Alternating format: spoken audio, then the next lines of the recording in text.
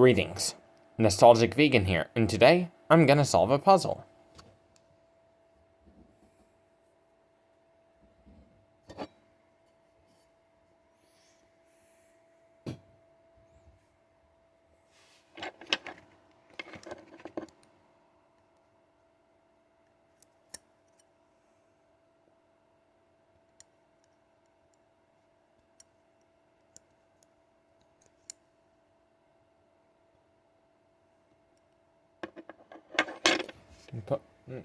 I took this puzzle apart.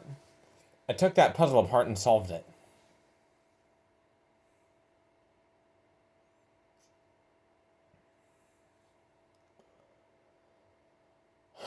And with the neo-Nazi protesters that have marched in recently on DC, yeah, the reality is they pretend to be peaceful protesters, but the truth is, fascism thrives on pushing agendas.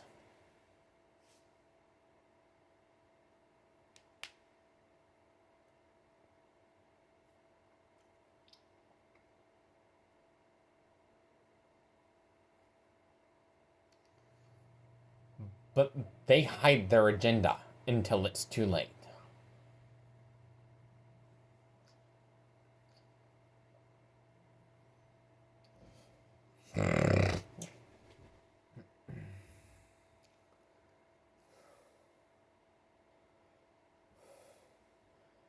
And as protests get even more dangerous, the one thing that needs to happen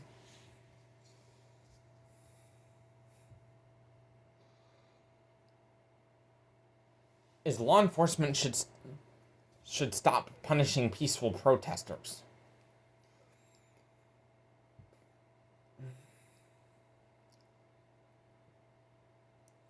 And the highest form of protest that you can think of is looking up to alternative subcultures. It is protesting from it. It is basically protesting the system from a distance. It's actually a protest against the system from a distance. Living freedom is the highest form of protest. Not necessarily fighting for freedom, but living it.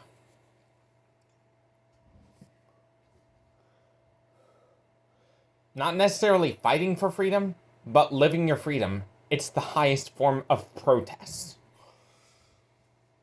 And to prove that it's the highest form of protest, look at all of the alternative subcultural communities. They don't have to fight at all. Instead, they build their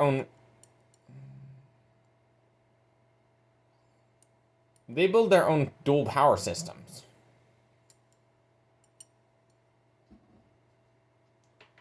On their own, without a centralized leader.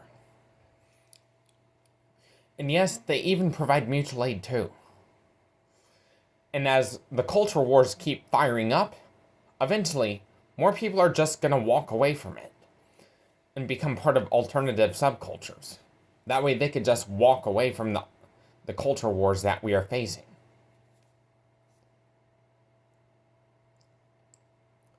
And alternative subcultures are gonna keep growing and growing and growing until the culture of the old world gets overwhelmed with it. Like, there'd be nothing that the old world can do to stop it.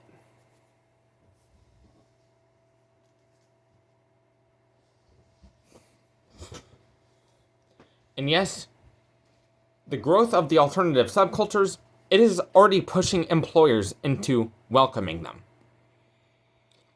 by sheer demand. And it's going to keep growing like never before.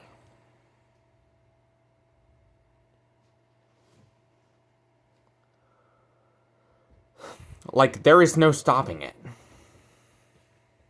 I know this because I'm part of the alternative subcultures myself. And the real reason why people targeted alternative subcultures in the past, it was not because of how weak they are, but rather because of how resilient they are.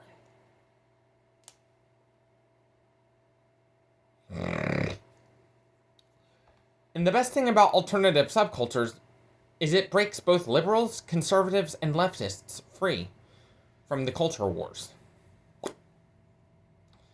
It breaks all of them free from the culture wars.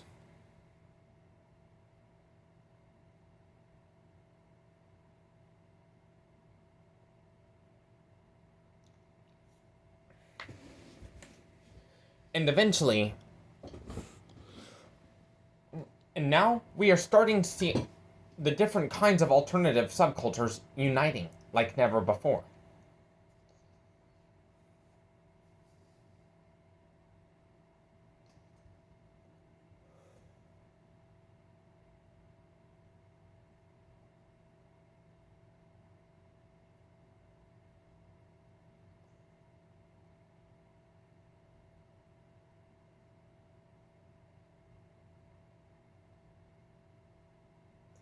And with alternative subcultures,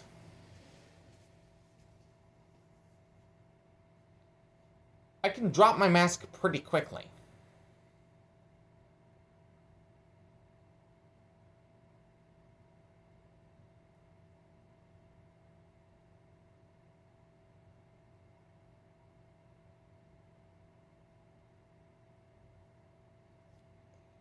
Like,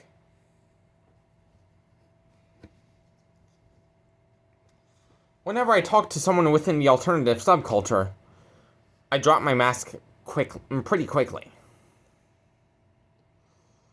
Like, I usually don't wear a mask when I'm within the alternative scenes. Like, whenever I talk to alternative folks.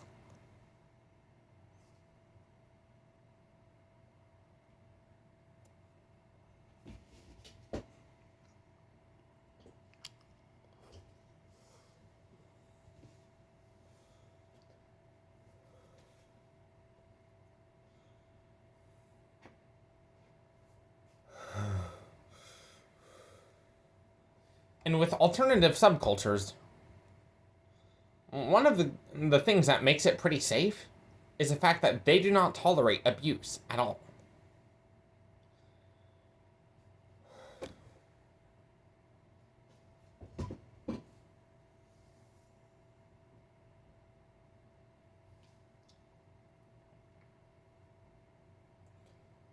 And this is why people across the political spectrum are distancing themselves from those who pretend to be alt just so they can gain access to those who are genuinely alternative.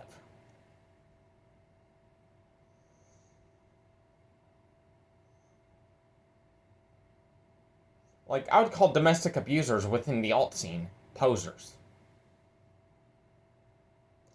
For one exact reason.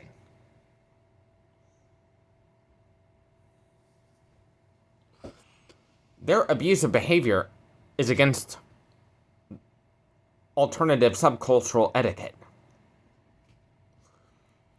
It's about proper etiquette. Part of being within the alt scene is treating people of the opposite sex with respect.